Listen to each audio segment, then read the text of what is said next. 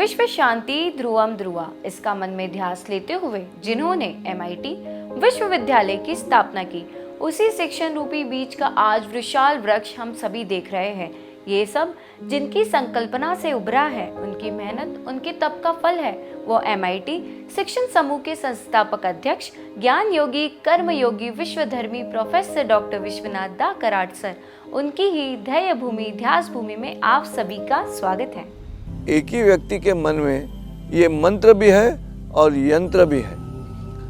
एक ही समानवाद इन दोनों में है, वो है तंत्र। और इसलिए मंत्र कहते वक्त जो तंत्र चाहिए उसे यज्ञ कहा गया है।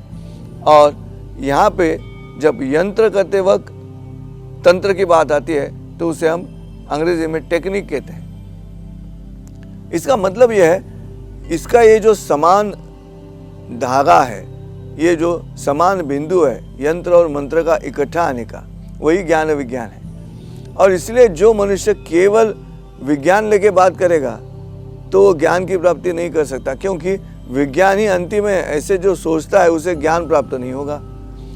और जो केवल ज्ञान मतलब दैवी शक्ति की तरफ देखेगा और मनुष्य की ये जो बुद्धि है, उस बुद्धि के माध्यम से निर्माण हुए जितने भी संशोधन है, जितने भी अलग अलग इन्वेंशंस है, उसके बारे में अगर हम ध्यान नहीं देंगे तो वो भी नहीं बात होगी। इन दोनों का समन्वय चाहिए। और इसलिए मनुष्य के बुद्धि और प्रेरणा, मंत्र प्रेरणा को प्रभावित करते हैं और यंत्र बुद्धि को प्रभावित करता है। बुद्धि से निर्माण हुआ यंत्र है और मन से निर्माण हुआ मंत्र है, तो एक ही देह में है। तो जब अर्जुन से ये बात कही जाती है तब अर्जुन का जो तंत्र है धनुर्विद्या का, उस तंत्र में वो माहिर है। और वो माहिर है इसलिए कहता है कि मैं जीतने वाला हूँ अगर मैं लड़ूंगा तो, लेकिन परिणाम क्या है उस पर निर्भर कर रहा है मैं क्यों लड़ूं। इसका मतलब है तंत्र जो है उसमें वो माहिर है, लेकिन उसका परिणाम जो है वो परिणाम उसके मन को तकलीफ देता है और उस मन को इस तरह से संभ्रम ना लगे, इसलिए भगवान श्री कृष्ण ये बात कह रहे हैं 7वें अध्याय में ध्यान योग के बाद। अभी 6ठे अध्याय में ध्यान योग हो गया, मतलब खुद के शरीर में जो भी धाराएं हैं, जो भी चक्र हैं, उस चक्र का योगाभ्यास करने के पश्चात अब भगवान के रूप की तरफ अर्जुन का ध्यान जाना चाहिए। इसलिए भगवान श्री कृष्ण इस अध्याय में इतनी बारीकी से अपने बारे में कह रहे हैं। ये मत समझना कि यह आत्मस्तुति है। हम ये नहीं सोच सकते कि भगवान खुद की तारीफ कर रहे हैं। खुद की तारीफ नहीं है, मैं कौन हूँ ये बताने का ये तरीका है। ये विषय प्रवेश है जो लेके जाएगा आगे 11वें अध्याय की तरफ, जहाँ विश्वरूप दर्शन है। तो पहले भगवान का रूप क्या है ये समझाने की कोशिश इस अध्याय में चल रही है। और इसलिए सात्विक, राजस और तामस, ये त्रिगुण भी मैं हूँ। त्रिगुण भी मैं हूँ ये इसलिए है कि तमोगुण भी भगवान का रूप है। जब पूरी सृष्टि भगवान की है तो तमोगुण ऐसे नहीं हो सकता कि वो भगवान का नहीं है। और इसलिए जब स्थित प्रज्ञ की बात भगवान श्री कृष्ण कहते हैं तो वो कहते हैं कि ब्राह्मण, चांडाल, हाथी और कुत्ता, इन चारों जीवात्मा की तरफ देखने का जो रवैया है, जो पद्धत है, वो एक शरीर की होनी चाहिए। वो स्थित प्रज्ञता है। और ये जब बात अर्जुन के समझ में आएगी तब उसका जो कर्म है क्षत्रिय करके युद्ध करने का, वो कर्मण्यवाधिकारस्ति की तरफ जाएगा कि कर्म तो करूंगा लेकिन फल की आशा नहीं करूंगा। तो एक ही विचार की ओर जाने वाले ये कई रास्ते हैं जिस रास्तों के माध्यम से भगवान श्री कृष्ण अर्जुन को समझा रहे हैं। इसलिए मैं अक्सर बार बार ये कहता हूँ कि भगवान श्री कृष्ण अच्छे शिक्षक हैं और ये शिक्षक का लक्षण है जिस तरह से अर्जुन को वो समझा रहे हैं, अलग अलग बातें बता रहे हैं। कहीं ऐसा लगता है कि मूल जो विषय है वो छोड़कर भगवान श्री कृष्ण बात कर रहे हैं, लेकिन वैसे नहीं है। इस अध्याय में जो कहा गया है वो मूलभूत है।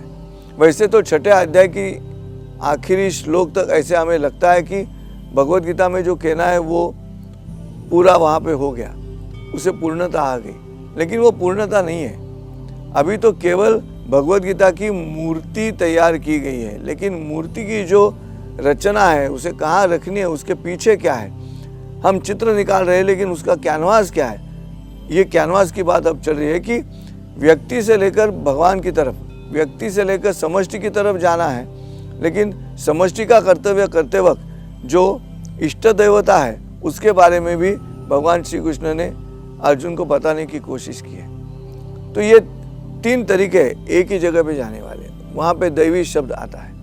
और इसलिए हर वक्त ये जो शक्ति है अज्ञात, जिसके बारे में भगवान श्री कृष्ण कह रहे हैं कि मिट्टी में गंध मैं हूँ, पानी में तरलता मैं हूँ, आकाश में हवा मैं हूँ, रवि चंद्र का जो तेज है वो मैं हूँ, ये जो जगह पे मैं हूँ ये कह रहे हैं, वो कहने का मतलब ये रहा कि उसके पीछे एक ही जीवात्मा है, एक ही शक्ति है, ये सब चला रही है। अब देखिए मनुष्य का जो मन है वो भी अगर बुद्धि के माध्यम से इस पर सोचे तो वो बड़ा होते जाएगा, उसकी व्याप्ति बढ़ जाएगी, उसकी परिधि बढ़ जाएगी। और जैसे बुद्धि के विचारों की परिधि बढ़ जाएगी और सृष्टि अंदर आ जाएगी, जितनी सृष्टि अंदर आएगी उतनी आपकी ऊंचाई बढ़ती है। साइंस का रूल है, अगर हम एक ही जगह पे बैठे हैं तो कितना एरिया देख सकते हैं। जैसे अक्सर हम कहते हैं कि अरे पुणे में बारिश गिरी, या पुणे में कोथरूड नाम का एक विभाग है वहाँ पे बारिश गिरी, लेकिन हम कोथरूड में बैठ के कह रहे हैं कि यहाँ बारिश हो रही है। अगर हम किसी दोस्त को फ़ोन करेंगे जो कोथरूड में नहीं रहता तो वो कहेगा कि अरे यहाँ तो बारिश नहीं है, यहाँ पे धूप है। इसका मतलब है मेरी दृष्टि की जो सीमित एबिलिटी है, काबिलियत है कि मैं इतना ही देख सकता हूँ। तो जैसे अगर बहुत सारा देखना है तो मुझे ऊंचाई पे जाना होगा। जैसे पर्वत के नीचे खड़े हो तो आपको पर्वत बड़ा दिखाई देगा, जैसे पर्वत पे आप चढ़ते जाओगे, जैसे ऊंचाई पे जाओगे, एल्टीट्यूड पे जाओगे, आपकी जो दृष्टि की जो परिधि है वो बढ़ती जाएगी। और जैसे परिधि दृष्टि की बढ़ती जाएगी, विचारों का जो मार्ग है वो भी बढ़ता जाएगा, वो भी प्रशस्त होते जाएगा।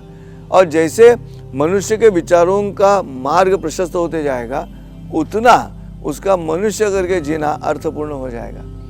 और ये अर्थपूर्णता आनी चाहिए, नहीं तो हम सीमित विचार करते हैं, आजकल संकुचित विचार करते हैं, स्वार्थी है। स्वार्थ से परमार्थ की ओर जाना है, व्यक्ति से समष्टि की ओर जाना है, सूक्ष्म से स्थूल की तरफ जाना है, तो विज्ञान के माध्यम से जाना होगा।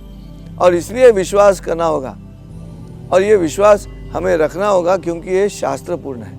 और इसलिए जब तक हमें वो जवाब नहीं मिलता कि मिट्टी में गंध कहाँ से आती है, फूलों की गंध अलग अलग क्यों है, फूलों के रंग अलग अलग क्यों हैं, इतने अलग अलग रंग लेके पंछी क्यों हैं, आप जाइए।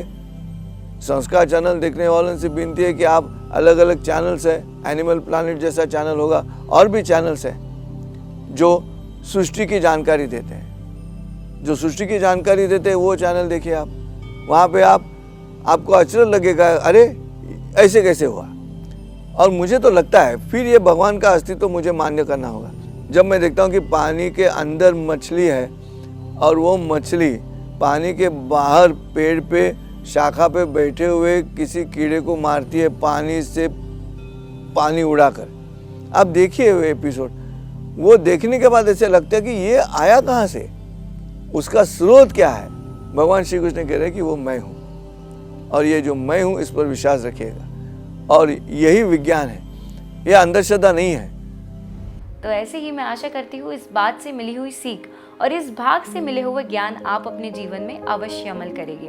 तो ऐसे ही मिलेगी विश्व शांति संवाद माला के अगले भाग में एक नए विषय के साथ। तब तक के लिए नमस्कार।